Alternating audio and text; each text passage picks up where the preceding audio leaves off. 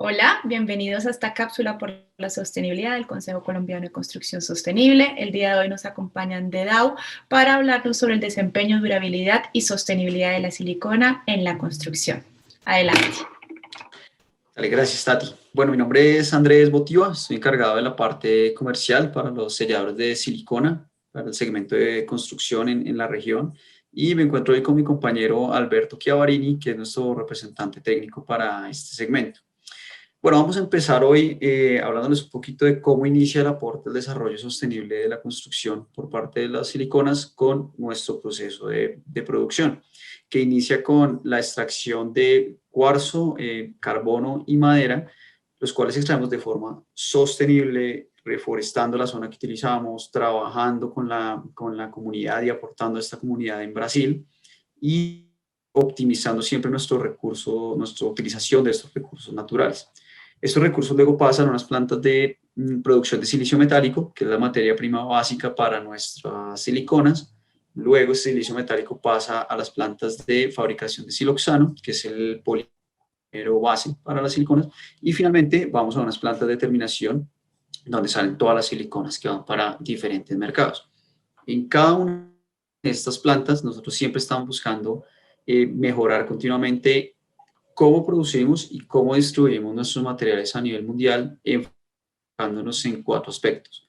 La eficiencia energética de todos los procesos, la reducción de los residuos generados por estos procesos, la reducción de emisiones de carbono para llegar hasta cero y la seguridad de todos nuestros procesos. Adicionalmente, desde 2005 estamos haciendo pruebas y estudios para traer de vuelta siliconas a nuestro proceso de producción como fluidos de silicona, cerrando ese círculo de nuestros productos y moviéndonos hacia una economía circular. Entonces, estas siliconas que salen de las plantas de terminación van a mercados diversos, como les comentaba, como es el de la construcción, donde tenemos lo siguiente. Acá vemos una fachada de un edificio y vemos los diferentes productos o segmentos de productos que tenemos para la construcción, donde hay siliconas de pegado estructural, siliconas para vidrio aislado, selladores de silicona perimetrales, barreras contra la intemperie, entre otros. Y cada uno de esos productos aporta al desarrollo sostenible de la construcción y el performance de nuestra edificación. Entonces, a continuación, mi compañero Alberto les va a mostrar cómo cada uno de esos productos aporta en este aspecto. Seguimos ahí contigo, Alberto. Gracias, Andrés. El primer punto es entender cómo los selladores aportan a la sostenibilidad. Y un sellador, como requisito mínimo, primero debe adherir a una gran variedad de sustratos, considerando que en una construcción nos vamos a encontrar con los elementos más diversos, vidrio, aluminio, mampostería. Segundo, la elasticidad que este producto debe tener y su capacidad de movimiento para adaptarse a las deformaciones diferenciales que los distintos materiales, debido a sus diferentes coeficientes de dilatación lineal, van a presentar. Y por último, y fundamental para la sostenibilidad, la durabilidad del producto, uno de los factores más importantes para contribuir a la sostenibilidad es que los materiales no duren y no sean necesario reemplazarlos. Para que duren, los selladores deben tener resistencia al medio ambiente al que están expuestos, radiación ultravioleta, lluvia, ozono, conservar sus propiedades físicas, adherencia y elasticidad a lo largo del tiempo, y considerando que un edificio normalmente está planificado para que exista durante 50, 60, 70 años, este material debe asociar o acompañar su comportamiento durante todo ese periodo de tiempo. Tenemos proyectos con más de 50 años de desempeño comprobado versus los 5 años de garantía que los códigos al consumidor exigen. A su vez, tener en cuenta los costos que tienen las reparaciones. El material debe evitar que esto suceda, y ya que tienen un alto impacto desde la mano de obra, trabajos en altura, costos de los edificios, habilitaciones, etc. La adherencia. El primer factor es que el sellador debe adherir a los sustratos. Esa falla puede ocurrir durante el movimiento de la junta o por tensiones generadas que sean superiores a la adherencia del sellador. Después, la elasticidad y la capacidad de movimiento. El módulo de elasticidad está asociado a la tensión que el sellador va a generar sobre las caras de la junta y a la tensión interna. En la medida que esa tensión sea más elevada, el sellador más fácilmente se va a desgarrar o se va a despegar. Y la capacidad de movimiento, que es digamos, la propiedad que tenga el sellador para poder deformarse sin que se desgarre ni se despegue. Ambos parámetros están medidos por normativa STM, ya sea la C1135 para medir la capacidad de movimiento y elasticidad, y la C719 la capacidad de movimiento. Una falla adhesiva va a marcarse en una obra, como se puede ver en la fotografía de la izquierda, en donde en la parte superior se ha desgarrado y en la parte inferior se ha despegado. Y estos son dos de las características que tenemos que evitar. Tenemos tres tipos de químicas clásicas. Los selladores de química orgánica, que están basados en cadenas carbonadas, como los poliuretanos, los polisulfuros o los acrílicos.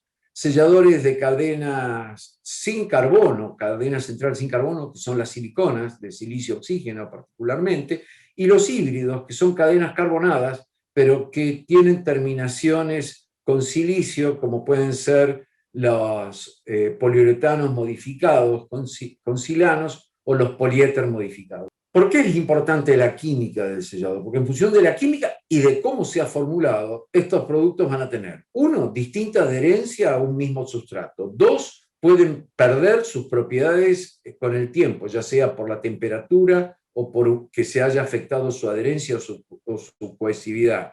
Y tercero, durar su durabilidad por exposición a la radiación y, por ejemplo, tener los efectos típicos que presentan los selladores orgánicos cuando son expuestos a la radiación ultravioleta.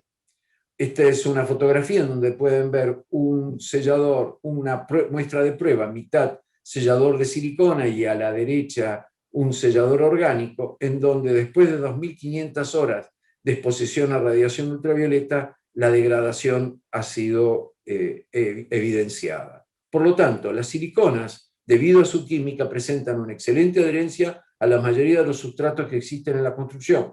Son de la misma familia química y por lo tanto les son afines. Poseen alta capacidad de movimiento, mantienen su elasticidad en un amplio rango de temperaturas entre menos 40 y 150 grados, no se endurecen, no se reblandecen, resistentes al agua, resisten al ozono, prácticamente inalterables a la radiación y por lo tanto tienen una gran durabilidad.